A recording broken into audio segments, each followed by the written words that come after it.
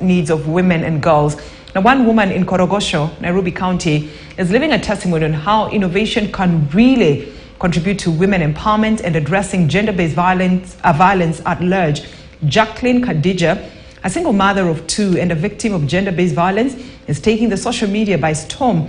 As Purity Museo Nzuki now reports, the 28-year-old uses TikTok to market her boutique business and has been able to attract clients from all over the country. Enjoy the rest of your viewing. My name is Brenda Zeda Radido.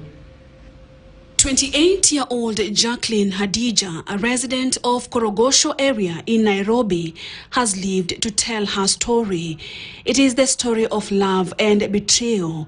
A man she eloped with in 2013 after she finished her secondary school education in the name of love would later become her greatest nightmare. Haikuwa ati tulioana kiarusi ama ati nile tu nilikutana na yeye akaniambia ananipenda, alafu niliishi kwa ile environment yenye nilikuwa nimefungwa, sikuwa najua ile maana ati mtu aniambia ananipenda. 1 year later, things between them took a different turn.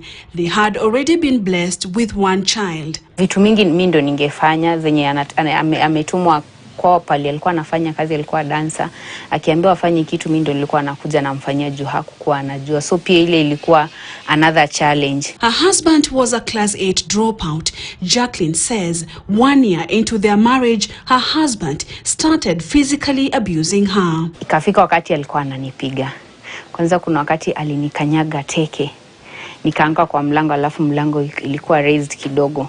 Nikalala kwa mlango na mbavu na nilianguka na nguvu. So venye nilianguka hivyo nikapiga soma, nikaenda mpaka nje na akanifuata nje na ngumi. Alinipiga ngumi mpaka mdomo ikararuka na ndani. Jacqueline stayed in her abusive marriage for a full year. I was hoping at a change. Yeah, nanipiga na hope, this guy at a change. This guy at a change. So ikakuwa severe. Kila wakati akitoka vitu zake anakuja, anaingia tu kwa nyumba, ameanza kelele, vita. Nikitoka kidogo nikirudi ananiambia nimetoka kuona wazee nje. In 2015, she decided to call it quits. By then, they had been blessed with another daughter. Tuliachana, ya kaenda zake, mimi nikabaki zangu. But ilikuwa inafika pahali tukikutana naye kwa barabara ananipiga.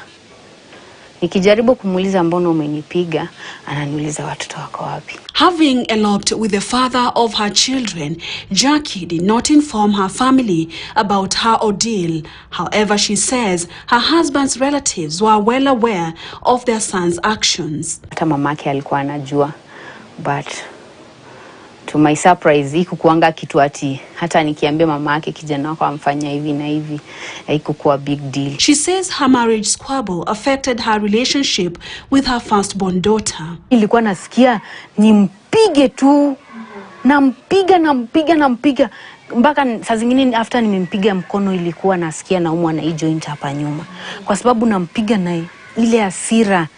Alafu narudi na kana mzazi najiuliza mbona sasa nimempiga. And 8 years later, Jackie says she never regrets her decision of breaking up with her husband. Si regret kutoka juu, maybe by sai ningekuwa nimeuliwa. Naona ningeendelea kukaa pale, sijui maisha yangu maisha yangu ingekuwa mbaya kabisa. Kwa sababu you can imagine vita kila siku. Leo niko na hii black eye, ikipona kesho niko na hii black eye. So I don't regret kabisa. As a jobless single mother, it was not easy raising her two daughters all by herself. Nimeanza maisha peke yangu, nafaa nilipe nyumba, nafaa nikimbize vitu moja mbili, sina hiyo pesa. Inabidi niende nitafute kazi zenye nitafanya, of which kazi kupata pia ikakuwa ngumu sana. Kuna wakati hadi nilijikuta nimeenda kuosha hizi paper bag, bado kulikuwa na paper bag. Zikaratasi za paper bag huko kwa mto. So nilijaribu kuosha hizo ma paper bag, though bado ikarudi ikanilemea. Niliosha karibu siku 3-4. Courtesy of the World Vision Kenya, Jackie was able to open a small boutique business where she sells second-hand clothes. Nilikuja nikakutana na Oasis pamoja na World Vision, ambapo walinisaidia sana kwa sababu kuna classes tulipelekwa ya life skills kwanza, ile kutufanya at least tuweze kujiongea. wakati tunakuwa open, kuna zile vitu zenye zilikuwa ndani yako una feel ziko relieved, unaenda pale inakuwa open to kushare. Baada ya hapo tukapelekwa business training ambapo tulisomeshwa kwa muda wa wiki moja, na baada ya pale tukaweza kupewa zile startup kit. Mimi pande yangu niliweza kuletewa nywele za kushuka braids, na nikaletewa crocs, na nikaletewa dera. Vitu safi, vitu kamera, vitu swale, kitu hata wewe mwenyewe ukiona. Jackie uses TikTok to promote her business, a trick she says is working in her favor. Wakati nikiwa kwa kibanda yangu wanaenda live. Wakati niko live naonyesha nyumba, naonyesha bit by bit, tunatumia simu haiwezi onyesha nyumba yote. So naonyesha bit by bit, na muonyesha mtu hapa, kuna mtu ana request uko na nguo aina fulani, uko na trouser mami jeans, uko na trouser slim girl, uko na trouser, kuna trouser aina mingi. Nikisema niko na hiyo trouser, unakuta mtu amepiga order, amesema nitatuma pesa unidelivery nguo, maybe niko mali fulani, na kuna wale wa around wanakuja wananunua tu hapo hapo. The United Nations defines violence against women as any form of gender-based violence that may result in physical, mental, and/or sexual violence, and this may also be as a result of coercion or even threats to the act. 1 in every 3 women face physical abuse globally, and that's according to the World Health Organization. Jackie believes that women empowerment is the surest bet to ending violence against women in Kenya. Kama si empowerment, actually ningekuwa nyuma sana. Kwa sababu kitu ya kwanza, unaona nilikuwa napigwa na nanyamaza. Napigwa na nanyamaza. It's mine, hiyo ni shida yangu. Lakini through kwanza hiyo life skills, tukakuja tukasanywa mali pamoja, wasichana tumepitia kitu same, tukajiongea, ile inanifanya na feel si mimi peke yangu nimekuwa nikipigwa, kuna wasichana wengine pale nje wamekuwa wakipigwa kama mimi. Ilinifanya niweze kujiongea. One of the issues that is coming out, especially on intimate partner violence, we can say is the pressures of life, where the cost of life has really gone up, and you find most of the women, especially those who are not that economically independent, are relying on men for their day-to-day basic needs. And when they ask for this support, men tend to be violent towards them, men tend to be abusive towards them. Cases of violence against women in Kenya are reportedly on the rise. The KTN survey report has just come out, and we are seeing issues of violence against girls and women in particular are now really they're becoming very visible.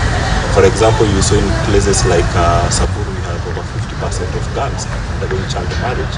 What then should be done to curb the rising cases of gender-based violence? Wakati wanawake wanakuwa empowered kwa community, inafanya mwanamke asibaki mahali anakuwa abused kwa sababu ya kitu fulani. Ni nini wewe inafanya wanawake wanabaki kwa ndoa yenye wanachapwa? Kwa sababu hana kitu yenye anategemea, ako na watoto anafaa kukula, ako na nyumba inafaa kulipwa. Anajiuliza, nikitoka hapa what next? Nikitoka hapa watoto watasoma aje? Nikitoka hapa watoto watakula aje? Ndalipa aje nyumba? Inabidi amevumilia pale, apitie ile mateso yote in the name of I'm trying to keep my family together. When you talk about empowering a woman, you're talking about giving the woman capacity and the agency, and then the access to what I can call the instruments or the tools that will make them to be more empowered, that will make them to be more independent, but also even giving them the knowledge of being able to say no to violence that is directed towards them. International Women's Day in 2023 celebrates women's contributions to society, economy, culture and politics, as well as the ongoing fight for gender equality. Purity Museonzuki,